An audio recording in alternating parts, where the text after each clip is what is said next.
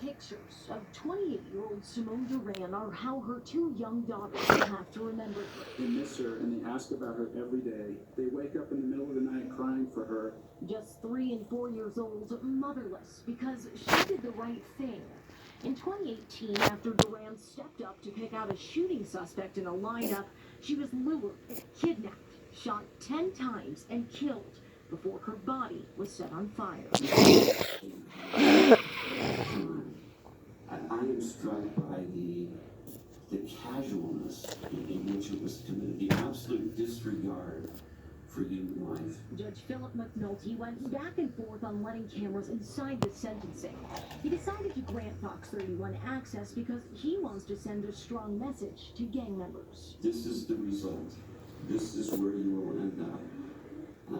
With your family and friends crying as you're let out of the courtroom to spend the rest of your life in prison. They found this gang member and 2 others guilty of her murder. And it may be symbolic, but I'm going to impose the maximum sentence just for what life without parole for hundreds of years. We have people sobbing. If there's no tears, they should be shed from Miss Duran. She didn't have a choice. Mr. Gang. I'm just gonna leave these here. You can watch them, right? You seem trustworthy.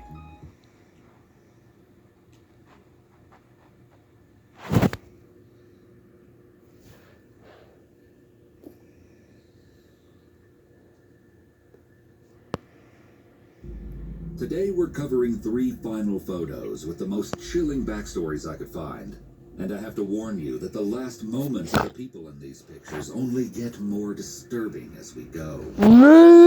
When David Alexander Johnston turned his passion in geology into a career, he had no idea that the very thing he loved most would lead him straight into an absolute nightmare, which ended in his doom. By 1978, David had earned a PhD in the field and joined the United States Geological Survey, working mostly out of the Pacific Northwest, where he could monitor volcanic emission levels. So when earthquakes began to shake Mount St. Helens on March 16, 1980, David springs into action, as he knew that there was always a possibility that there could be an eruption after the quakes. David drops everything and rushes to the then dormant volcano, even taking the time to escort interested reporters to a place nearby. In fact, he was actually the first geologist on the volcano. Though he is more excited than he has been in a long time, he is wholly unprepared for what is about to happen. On the afternoon of March 17th, David is at an observation post just outside an area deemed the Red Zone, with his field assistant Harry. Harry and David are cracking jokes and excitedly discussing the possibility of what is before them. But as the evening begins to loom over the 2 men, David makes an executive decision to send Harry on his way for the night, saying that he'll cover his post instead. Perhaps David could feel something that no one else could. Or perhaps it all comes down to the fact that David is just so excited that he simply can't make himself leave. Either way, Harry agrees to follow David's orders.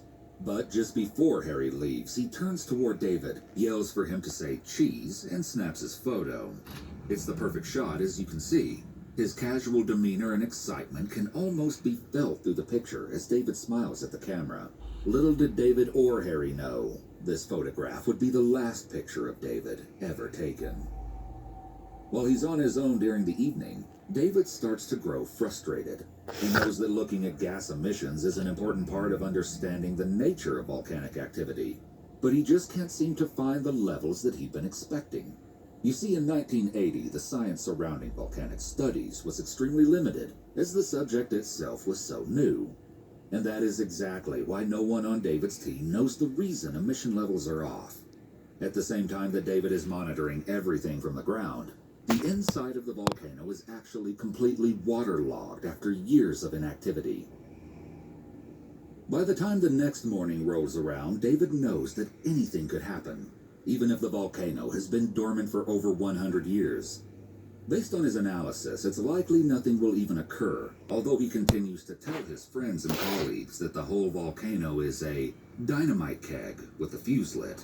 But then again, there aren't any distinct changes in the data he's looking over that says whether or not something, if anything, is going to happen. Armed with his trusty binoculars, David spends hours looking over the volcano, hoping there will be some kind of sign that there would be an eruption, so that he could alert his friends and his team in time. As most volcanic activity could be defined hours or even days in advance. Except the waterlogged volcano makes it almost impossible to determine anything, let alone a specific time that the whole thing would erupt. Which is why David nearly falls out of his seat when he sees it. There in the distance, Mount St. Helens is alive